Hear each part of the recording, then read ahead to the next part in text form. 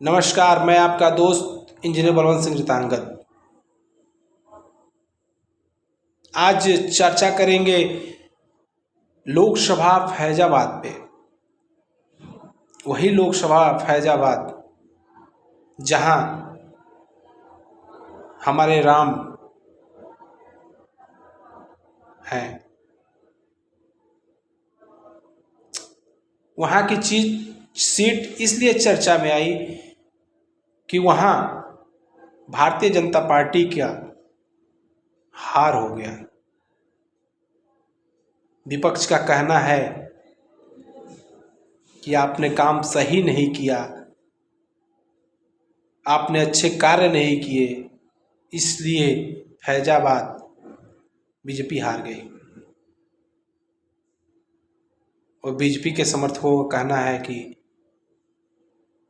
जो राम भक्तों पर गोलियां चलवाए जनता उन्हें जिताती।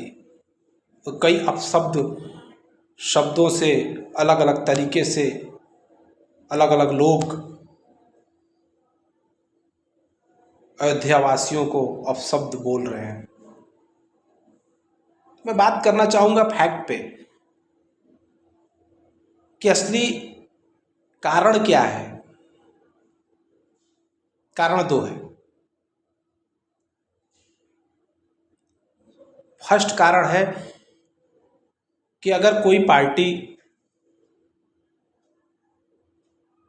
किसी भी व्यक्ति को खड़ा कर दे कि आप इन्हें सांसद बना दीजिए, आप इन्हें विधायक बना दीजिए, तो क्या यह उचित है? क्या आपको देखना नहीं चाहिए कि वह व्यक्ति कैसा है? मैं एक सीट की बात नहीं कर रहा हूं। कुछ सरकार की भी कमियां रहीं, जनता नाराज थी। जो अयोध्या के इर्द गिर्द जनता बसती थी,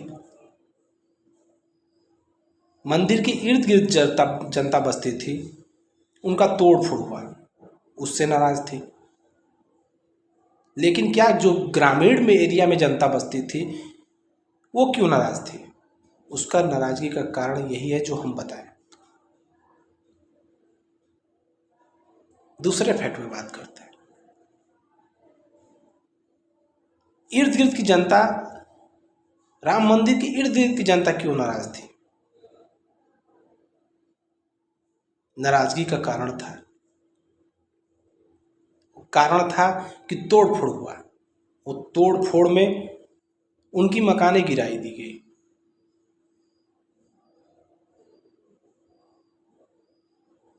मकानें गिरी, उनका नुकसान हुआ। लोगों का कहना है कि मेरी रोजी रोटी यहाँ से चलती थी। अच्छी बात है, लेकिन हमने अपने मानव रूपी मन से पूछना चाहिए कि जब तक तोड़ फोड़ नहीं होगा विकास कैसे होगा? अगर हमारे गांव में रास्ता लाना है तो वह रास्ता चाहे हमारे खेत से होके आएगा, चाहे हमारे पड़ोसी खेत से होके आएगा। जमीन से ऊपर तो रास्ता बनेगा नहीं। तो क्या राम मंदिर के इर्द गिर्द बसे लोगों की नाराजगी सही थी कि घर तोड़ दिया गया, हमारा रोजी रोटी यहां से चलता था, अब कहां से चलेगा? अगर तोड़ फोड़ नहीं होता, फैलाव नहीं होता, तो विकास कहां से होता? सोचिएगा, बहुत महत्वपूर्ण बात है। कुछ टूटता है, कुछ फूटता है, तभी विकास होता है। जब रोड बनाना होगा तो जमीन तो जाएगी, जब घर बनाना होगा जमीनें कम होंगी। धन्यवाद।